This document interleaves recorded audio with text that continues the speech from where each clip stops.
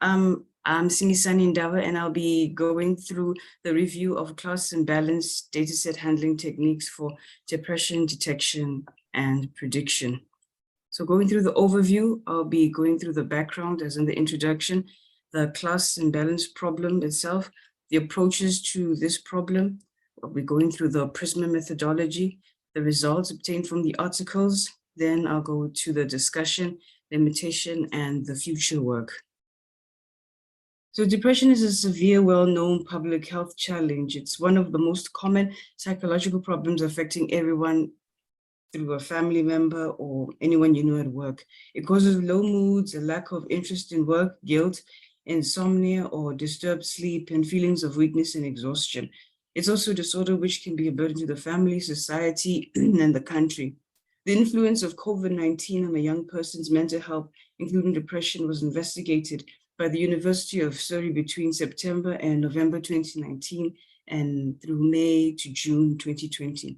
However, when people are feeling free from depression, the ability to work increases, they have a healthy brain, their ability to explain things improves, they're able to also take on challenges easily, physical unity, family harmony, social harmony, and economic development increases. The major issue is regarding its prediction and detection, which can be solved using machine learning in an effective manner. Several machine learning methods to automatically classify depression have been proposed. Such machine learning classification methods face a challenging class imbalance problem that arises from the fact that depression occurs at a low frequency in the general population, yielding imbalanced data sets. So class imbalance situations are pervasive in many fields and applications. Typical examples can be diagnosis of rare diseases, when the number of patients suffering from such diseases is very low in the population. The detection of low fraud in car transactions with a number of legitimate transactions is much higher than the number of fraudulent ones, and as well as breast cancer diagnosis and bankruptcy prediction. A data set with skewed class proportions is called imbalanced. That is, classes that make up a large proportion of the data set are called majority classes. Those that make up a smaller proportion are the minority classes. So the problem of class imbalance data sets occurs when each class does not constitute an equal part of the data set, but they vary significantly in the number of samples belonging to them. In this situation, the predictive model develops using several conventional machine learning algorithms could be biased, inaccurate, and as well as unreliable. With few positive relative to negative, the training model will spend most of its time on negative examples and not learn enough from positive ones. So as we have seen that the class imbalance problem is often encountered in the real world, especially in medical data, as there are many patients who are admitted to hospital. However, the number of patients diagnosed with a certain disease is small compared to the total number of patients who have not been diagnosed with that certain disease. So when this data is used to predict outcomes by the machine learning model and data mining techniques, the learning of the algorithm is affected. It's assumed that the data is drawn from the same distribution as the training data, presenting imbalanced data to the classifier and producing unacceptable results. So there are two main ways to solve the class imbalance problem: on the model level, which is the algorithm level, as well as the data level. So the model level solution includes changing the algorithm of the model. In a study by Caninis on how to deal with imbalanced classification and regression data, he explained that the model level approaches concentration on modifying existing models to alleviate their bias towards the majority groups. This requires a good insight into the modified learning algorithm and precise identification of the reasons for its failure in learning the representations of skewed data. Then the data level, it includes the resampling techniques and data augmentation. So the data level approach is usually done in the pre-processing steps of the model by altering or modifying the tendency of the class within the data set, as in the distribution inside the data set. Resampling or data synthesis is one of the most widely used method that used for the data, used under the data level approach. So this review actually aims to enlist the different class imbalance handling techniques used precisely in depression detection and prediction research. Previous reviews have investigated the machine learning algorithms used in mental health research, and particularly in depression. However, very few papers have investigated pre-processing techniques used in depression detection and prediction. So the method that was used to obtain these articles is called the PRISMA methodology. It's a systematic review method that's used by researchers in order for surveying researchers. So in the PRISMA methodology, what they do is that they go through the information technology databases such as maybe Google Scholar or Science Direct, or whereas IEEE. So they go through the databases and they search according to the categories. So for this review, I went through the articles and I had to specifically look for depression detection and the articles that had used class imbalance data sets. And I'd removed the duplicate records. The articles were also screened for keywords in the title and in the abstract. And articles that weren't focusing on depression were removed. Other criteria, such as they had to be removed if there were essays or there were commentaries, they had to be specifically researchers. And whether they were if they were more than 5 years, then they were not included in the study. And I ended up finding roughly around 26 articles from about 250. So I was looking for specifically articles that worked on class imbalance techniques that use them in the depression detection and prediction. So through synthesis of the articles, 7 data set types were used and identified for the depression detection and prediction and detection, illustrated in the figure that we see on the screen. So of the data sets used for depression detection, the distress analysis interview corpus was used to be mostly used because of its development for depression diagnosis, followed by social media, which were comprised of datasets from Kaggle, Reddit, and Twitter. And the mostly other used one was electric health records that were used by 4 studies. And the distress analysis interview corpus, the dataset was designed to facilitate research into depression detection and was released as part of a 2016 audio-visual emotional challenge. In the dataset, a virtual interviewer called Ellie, an animated role controlled by a human interviewer, tries to assess the indicators of distress disorders. So the Ellie, who's the animated interviewer, is designed to interact in favor of capturing verbal and non-verbal indicators responsible for the assessment of distress or disorders, such as depression. So this corpus had 189 recorded clinical interviews and transcripts, as well as facial features from 189 subjects. So the number of non-depressed subjects was about 4 times bigger than that of depressed ones in both training and development parts. The electrical records used by articles were taken from different sources, some from the Nathan Klein Institute, which contained a neuroimaging of 420 records, which had a lot more non-depressed patients than people who actually were depressed. Another by Aru et al. In 2018 used the studies of natal effect on aging and health, which consisted of patient records where patients had undergone a comprehensive assessment for cognitive function, mental health, and cardiometabolic disasters. and had a total cohort number of 1,321.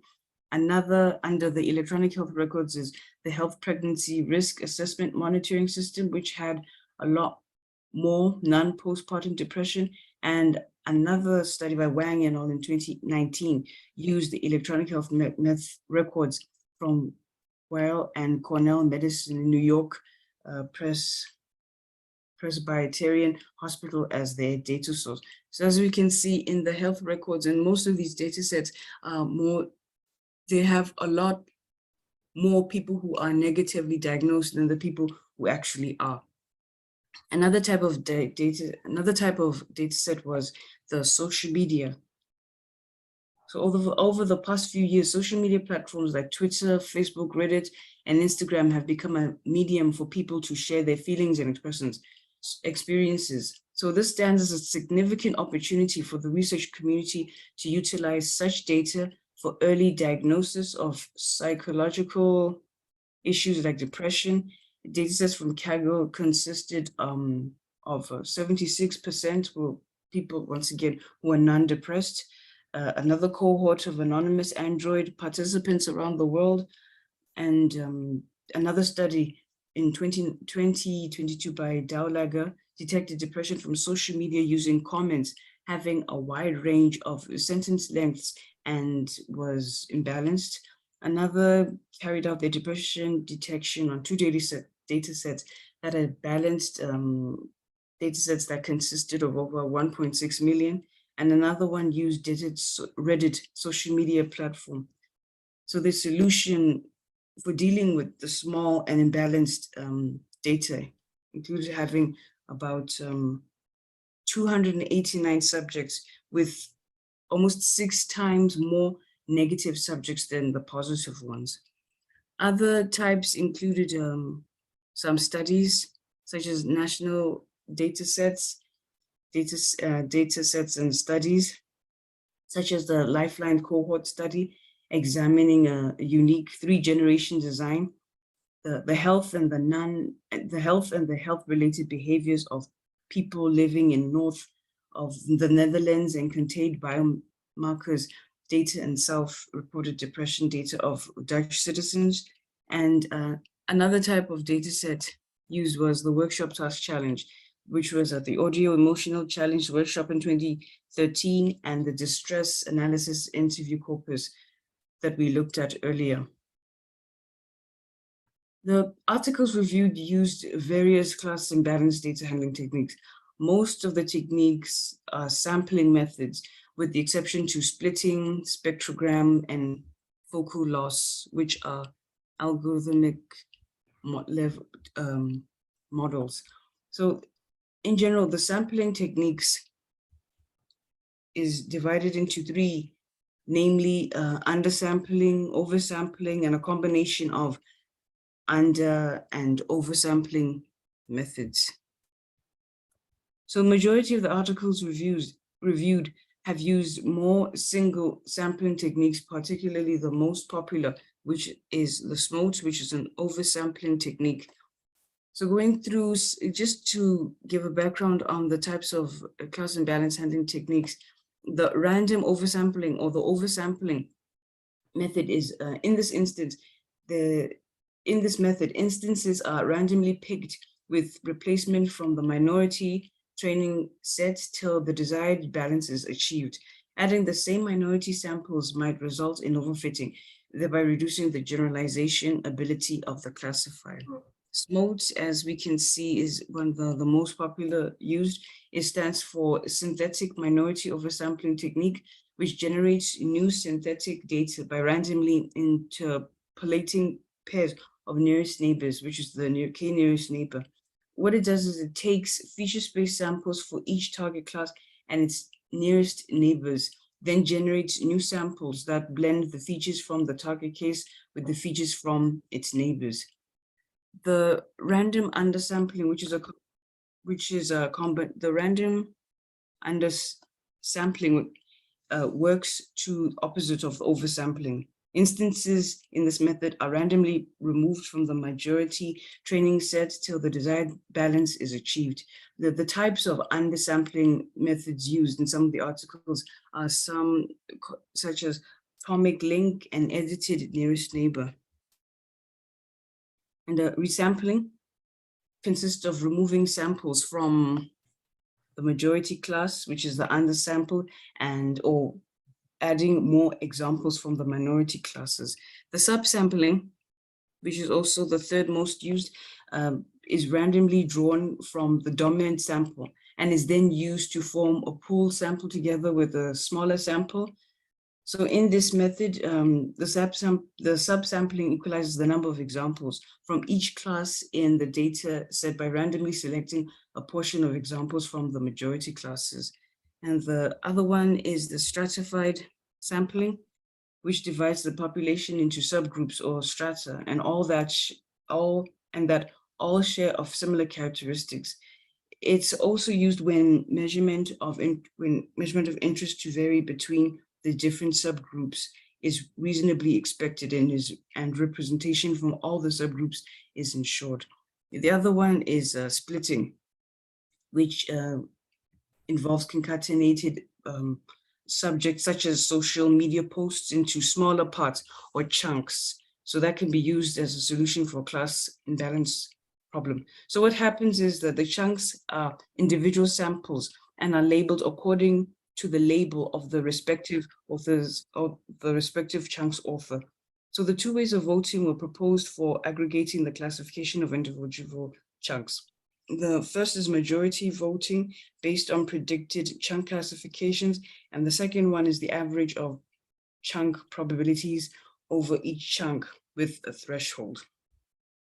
And going into the algorithmic levels is the spectrogram with the spectral, oh, sorry, not the algorithmic layers. These are still under the data level class handling techniques. So the spectrogram overcomes the issue of class imbalance by cropping the spectrograms of each participant into 4 second slices. So the participants within the dataset were randomly sampled in equal proportion from each class depressed and those who are not depressed. And the last one is the focal loss function, which is introduced for the classification tasks of imbalanced datasets, where it can concentrate on the hardly predicted class, which is the minority class.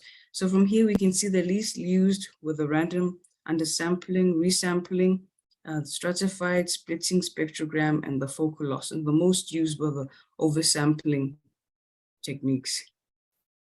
So the data, combining class and balance techniques also common in the articles.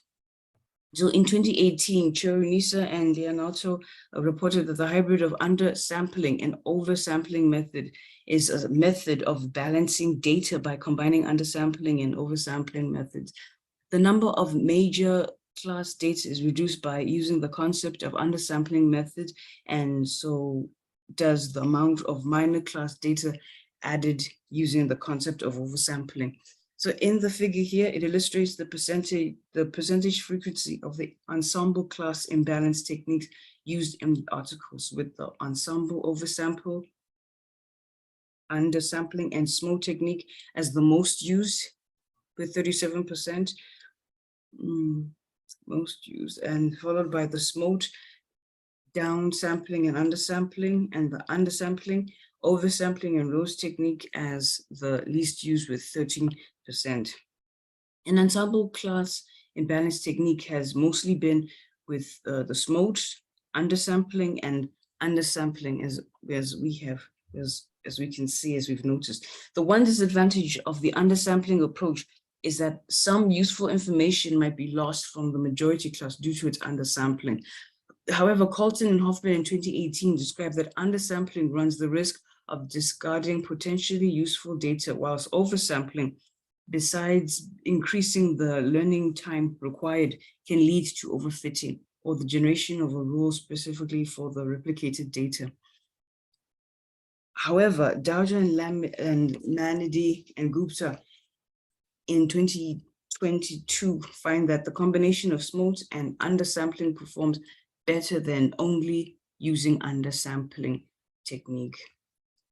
Looking at the model approaches, the model approach concentrates on modifying existing models to alleviate their bias towards the majority groups.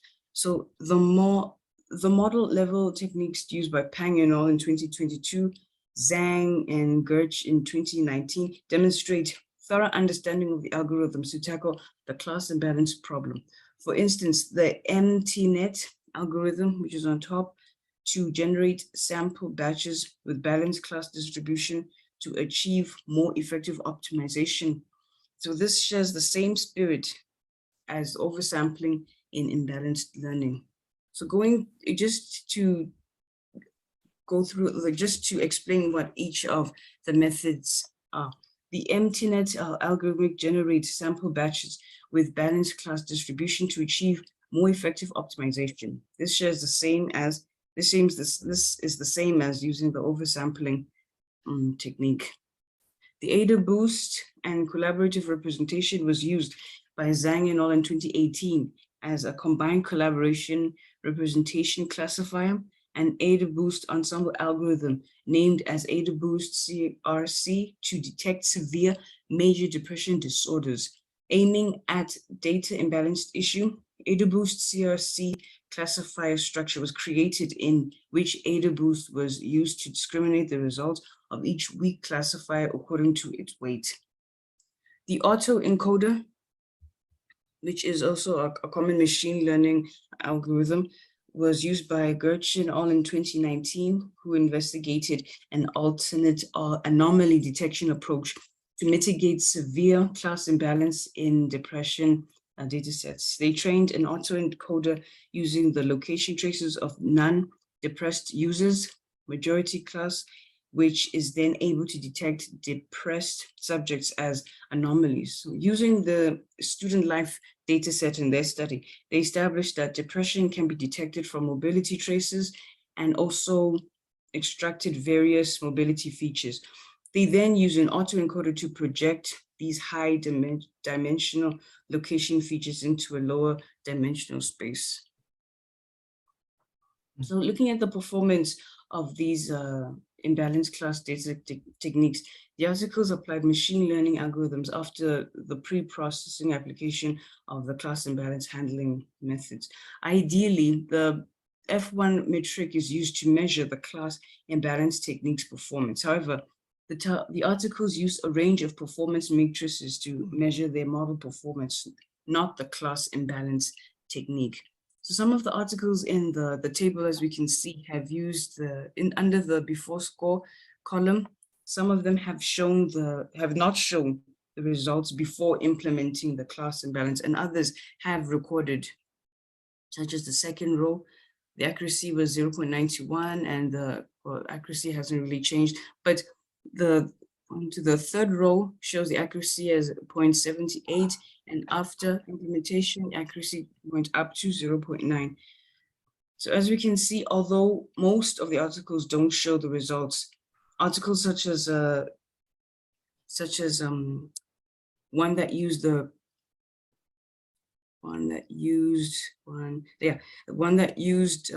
accuracy of 0.59 had an accuracy after implementing SMOTE, the accuracy went up to 0.72. And others such as one that used the CNN, the long short-term memory, had an accuracy before of an 83, and after implementing oversampling had an accuracy of 0.89. So the article that used, looking at the limitations of the barriers of the review, the articles that use data sets from various sources varied in sample ratio size. This may have affected the general results accuracy from the class imbalance handling techniques used. Most of the research that have used class imbalanced data sets concentrate on the results after class imbalance handling techniques may have been applied and do not document results before they have been applied. Although these techniques do improve depression classification tasks, it's difficult to measure from research just how much they do improve model performance. So this review only used research that applied class imbalance techniques for depression detection and prediction, and did not consider the research that didn't apply any class imbalance technique for a thorough evaluation and comparison. So the comparison of research that applied the techniques and those that did not could have been assessed in measuring the difference. So considering the future work, as much as research has used oversampling and an ensemble sampling techniques, to the best of my knowledge, there's few research that applied undersampling techniques on its own for the class imbalance technique. However, the study in 2020 research showed that and proved that undersampling techniques with a random forest can achieve an accuracy of 0.93 or 93%. So due to the variety of depression features and the relationship between them, there is a gap in research focused on depression regression tasks. So data resampling for regression has not been well researched and experimented. So research like Quirishi in 2022 plan to explore this in the future work. So due to SMOTE not working well with high dimensional variables, further research is needed to compare the accuracy of SMOTE, undersampling, and oversampling for class imbalance datasets with high dimensional variables. And so there are many causes and associations of depression, as evident in one research in 2018 by Mao Savian, where they used the Nathan Klein Institute dataset, which contained a neuroimaging dataset containing 90 features, so that it shows that there are associations between the features. So in summary, this paper sets out to synthesize the research conducted using class balance data handling techniques using the PRISMA methodology. It was found that in the research, the data sources came from task challenge workshops, came from national studies. It also came from different social media platforms such as Reddit, Twitter, as well as Facebook. The articles were also shown that have a combination of SMOTE and other oversampling techniques showed to be the most common ensemble techniques for class imbalancing. However, the research didn't focus on the dataset class imbalance ratio between the articles that used different dataset sampling sizes, which may have produced an inaccurate average measure of the applied class imbalance techniques. And there is a few research that show the effectiveness of undersampling techniques used only for handling class imbalance datasets. So the future research and future work can consider regression modeling as a diagnosis of depression. And in addition to further research, more experimentation is needed to compare the accuracy of SMOTE, undersampling, as well as oversampling for imbalanced data with high dimensional variables. Thank you for listening, and I've come to the end of my presentation.